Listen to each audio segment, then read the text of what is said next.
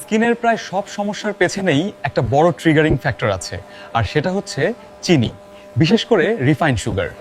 যারা ব্রণের সমস্যায় ভুগছেন, আপনারা হয়তো নানান ফর্মুলার মেডিসিন ব্যবহার করছেন, কিন্তু আশানুরূপ ফল পাচ্ছেন না।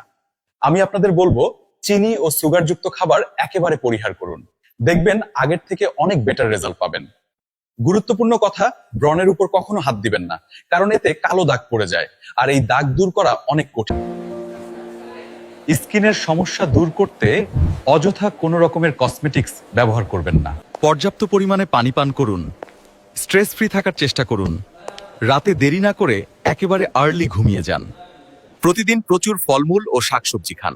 বিশ্বাস করুন, এই ছোট ছোট অভ্যাসগুলো ফলো করলে আগের থেকে অনেক ভালো থাকবেন, স্কিনও থাকবে ন্যাচারালি হেলদি। নিজের স্কিনকে ভালোবাসুন, ভিতর থেকে কেয়ার করুন। ভিডিওটি ভালো লাগলে লাইক, কমেন্ট ও শেয়ার করুন। ধন্যবাদ।